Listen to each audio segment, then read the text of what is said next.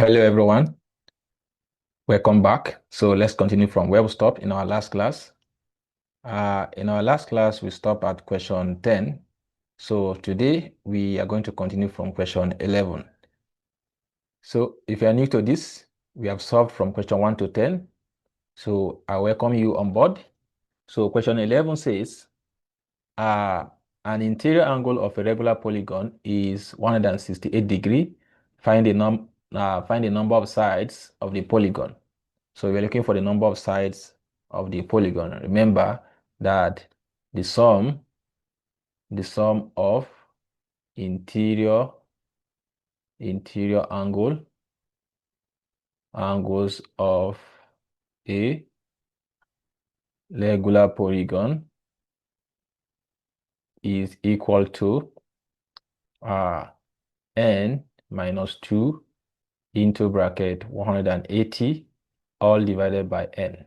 So in this question, we are given that the sum of the interior angle is 168. So we have here to be 168 is equal to n minus 2 into bracket 180 all over n. So all you need to do is to cross multiply. I'll have 168n is equal to, I'll open bracket with 180. I have 180n minus 180 by 2. That will give us 360. So I can have 168n minus 180n. By the time this one crosses the equality sign, is equal to minus 360. I hope we are together. So 168 minus 180, that will give us minus 12n equal to minus 360. So this minus, we cancel this minus. So I have 12n equal to 360. So divide both sides by 12. Here by 12, 12 will cancel 12. This implies that n is equal to 360 all over 12. So if you divide 360 by 12, that will give us 30. So that implies that number of sides is 30. We have correct answer to be option D. So we have this one to be option D, which is 12. I hope this is understood. So question 12 says, if 3x minus 2y, 3x minus 2y equal to minus 5, and x plus 2y equal to 9. Find the value of x minus y and all over x plus y. So we're looking for value of x minus y all over x plus y. So this is what we are looking for. So from here, this is a simultaneous equation. We are having two unknown at the same time. So since from the second equation, I'm having a unit value coefficient of x, so it is easy for me to make x just on the formula. That is, I'm going to use substitution method. So from equation 2, right, which is x plus 2y equal to 9. So making x just on the formula, I have x equal to 9 minus 2y. That will give us equation 3. So the next thing is to put equation 3, putting equation 3 into equation 1. So what is our equation 1? 3x minus 2y equal to minus 5. So anywhere I see x, I'll put 9 minus 2y. So here I have 3 into bracket x, 9 minus 2y, close the bracket, then minus 2y equal to minus 5.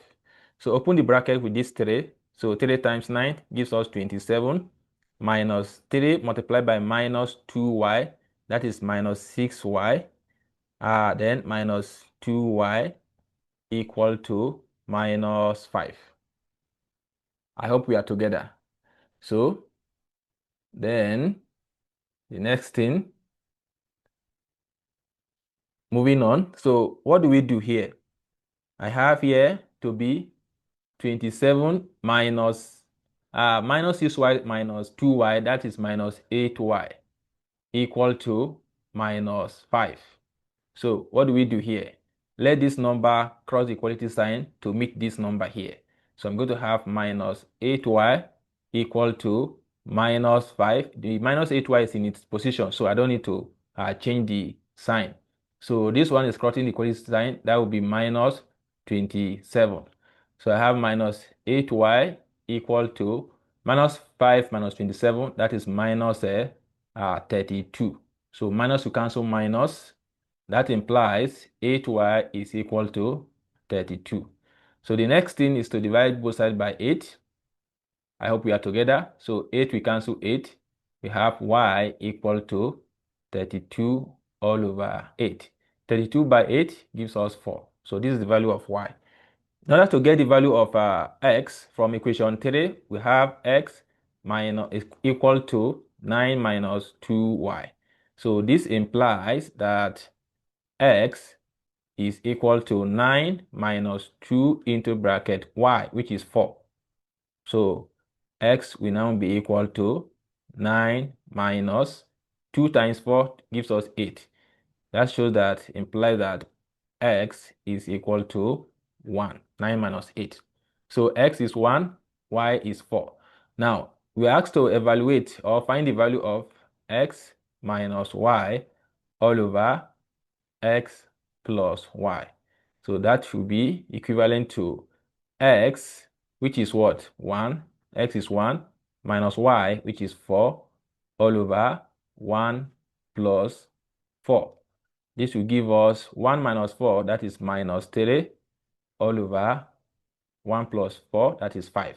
Therefore, the value of this is what? Minus 3 all over 5. So let's check our options. We have 5 over 3, 3 over 5, minus 3 over 5, minus 5 over 3. The answer is what? Minus 3 all over 5. That is option C. I hope we are together. Question 13 says, a variable w varies partly as m and partly inversely as p. Which of the following correctly represent the relationship or the relation with k1 and k2 constants? So k1 and k2, they are constant of proportionality. So w, this implies w varies as m, that is a direct proportion, and also varies as partly as inversely as p. So that is inverse proportion, that is 1 all over p. So let's break it down individually. You have w varies as m. This implies w is equal to, remove the constant of proportionality, you have k1 m. So again, w varies inversely proportional as p implies that w is equal to k, right, multiplied by 1 all over p, which is equal to, here, k2, which is equal to k2 all over p. So here, combining together, w will be equal to k1m plus what? k2 all over p. k1m plus k2 all over p. So let's look at our option. Here you have k1m over k2p. So I think the correct answer here is what? Option C. I hope this is taken. So that is question 13. Question 14 says, question 14, a cylindrical metallic barrel of height 2.5 meter and radius 0.245 meter is closed at one end. Find correct to one decimal place the total surface area of the barrel. So let's assume we have the barrel like a cylindrical object, like a drum. So something like this. So, and we're told that one end is closed while another end is open, right? So, and the radius r is given. The radius r r is said to be 0.245 meter, and the height, sorry,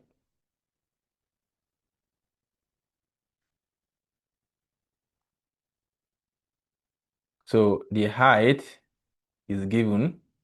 So here is the height. So here is the height, h, and it's given to be 2.5 meter. So you're looking for total surface area. And here the total surface area is equal to the area of this here, which is pi r squared, plus the surface area, which is 2 pi r 2 pi ROH, 2 pi ROH, right?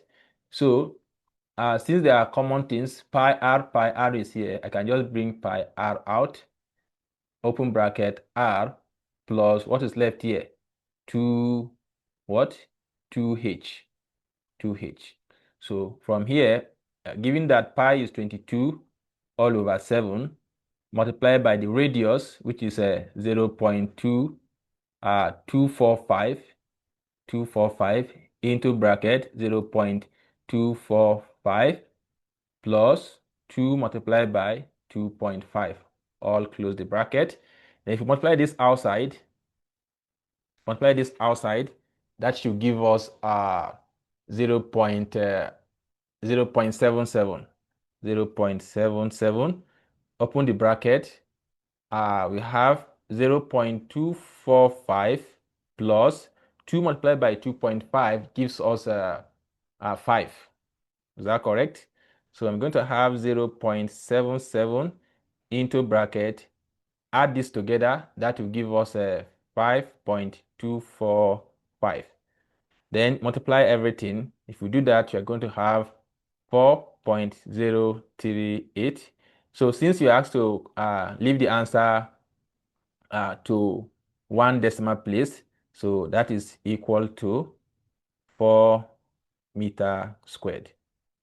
Are we together? So looking at our option, that is option C. Option C, 4 meter squared. Are we together? So that's about question 14. Let's quickly look at question 15. So question 15, very simple. You have to make R the subject of the formula from this relation, given that V is equal to pi L, open bracket, R squared minus R squared. It has to make the capital letter R the subject of the formula. Since this is what we are looking for, and there's multiplication here, all we need to do is to divide both sides by pi L. So here, pi L. So that this one will go with this one. We'll be left with R squared minus R squared equal to V all over pi L. Is that correct? So the next thing now, since we are looking for this here, so, and we have negative R squared, then let it cross the equality sign. In doing that, we are going to have R squared equal to V all over pi L, then plus R squared. So when you have something like this, the next thing is to what? Find the square root of both sides. So find the square root of both sides. R squared equal to the square root of V all over pi L plus R squared. So this one will cancel this.